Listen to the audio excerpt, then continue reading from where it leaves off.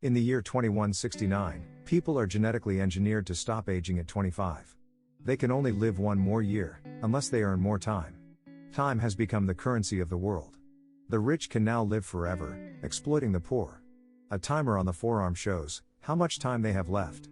The country is divided into areas called time zones, ranging from poorest to richest.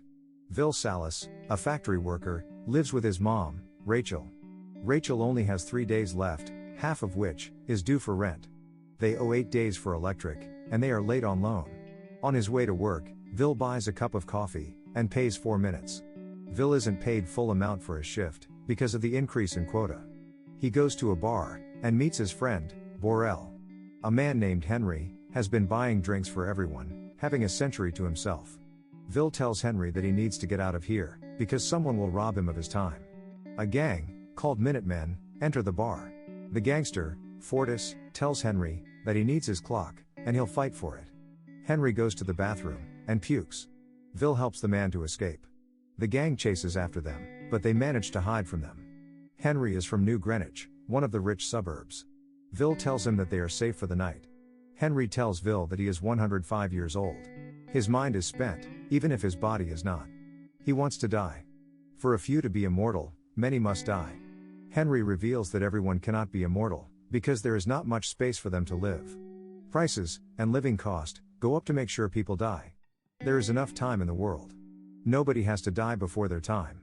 Henry asks Will, if he had as much time as him, what would he do? Vil says that he sure as hell wouldn't waste it. In the morning, while Vil is sleeping, Henry transfers all his time to Vil, keeping only 5 minutes. Vil wakes to find Henry gone, with a message, "Don't waste my time." He spots Henry sitting outside, and rushes to him. Henry dies before Vil can reach him. Vil goes to meet Borel. Vil shows him his time. Vil gives him 10 years, because they have been friends for 10 years.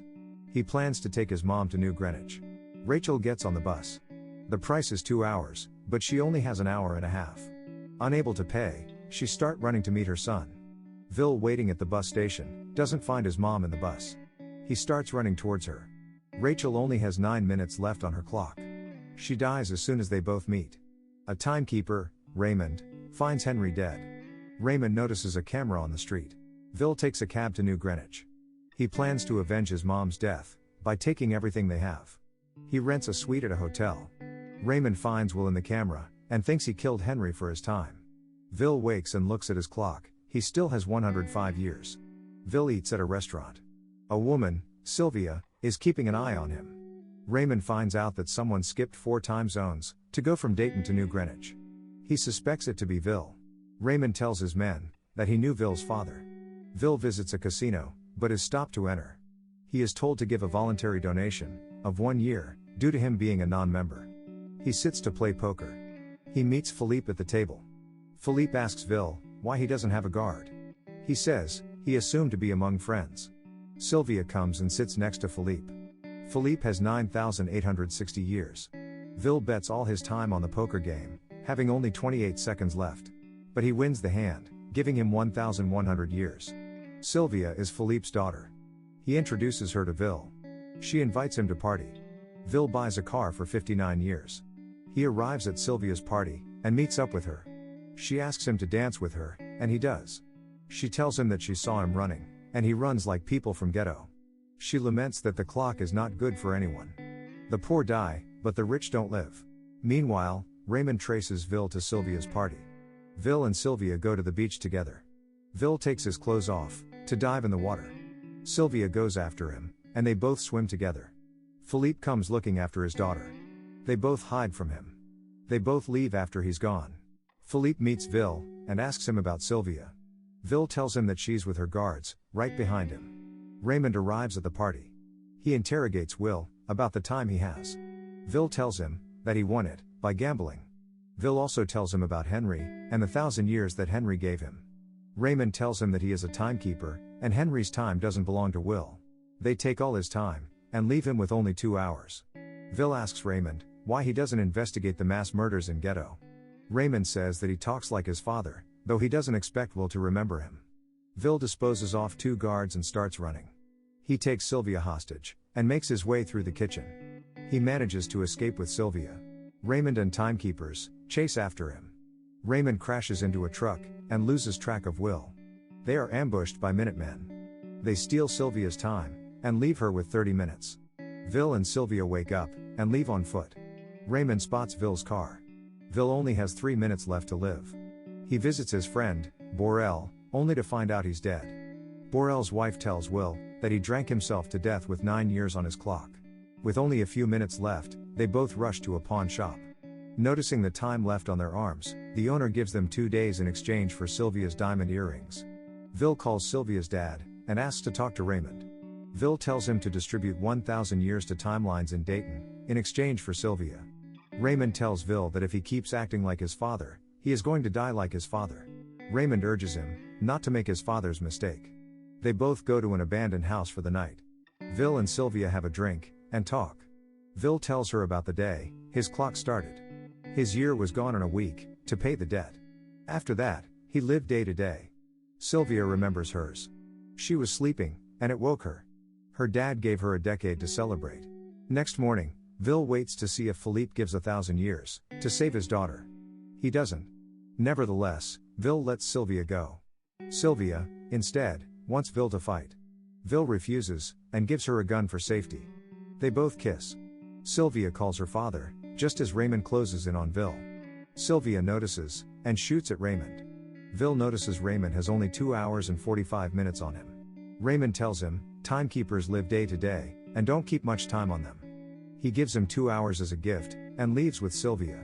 Other timekeepers arrive, and help Raymond. They rob a random bypasser for time. Meanwhile, Philippe is talking to his stakeholders, who are worried at the current state of things. He assures them that no ransom was paid. Raymond arrives and tells Philippe that his daughter is working with Vil. A warrant has been issued for her arrest, and if Philippe contacts her, a warrant will be issued for his arrest too. Philippe asks how many years does he want for all this to go away. Raymond says that there aren't enough years, even in Philippe's lifetime. Vil and Sylvia steal a truck and crash it into one of Philippe's time banks. They steal time from the bank and tell other people to take what they want. Vil leaves some time for Borel's wife and his daughter. He distributes all the time he stole to the residents of his time zone. Raymond tracks them both and start chasing them. Raymond shoots at them, but misses. They manage to escape via bus. Minutemen interrogate citizens for the information of Vil. They start taking time off of them. One of them reveals the info in exchange for a share of the reward. Minutemen ambush Vil and Sylvia. Vil and Minutemen's leader shake hands and fight to zero, trying to steal each other's time. Vil wins, using a trick his father taught him, and kills the other Minutemen. Vil notices that the prices have increased tenfolds in response to the extra time that people now have. He realizes that cost will keep increasing for every minute they steal. Sylvia goes to visit her father and surrenders. Vil, posing as one of the guards, puts a gun to Philippe's head. They take him to a safe vault. Inside, they find 1,000,000 years. Philippe tells them that flooding a time zone with 1,000,000 years will cripple the system. He says they might upset the balance for generation, but in the end, nothing will change. Because everyone wants to live forever. And for a few to be immortal, many must die. Vil and Sylvia leave with 1,000,000 years. Raymond finds out about the heist and sets up a blockade. They shoot at Vil and Sylvia upon their arrival, but they break through the blockade. Raymond chases after them. He crashes his car into theirs.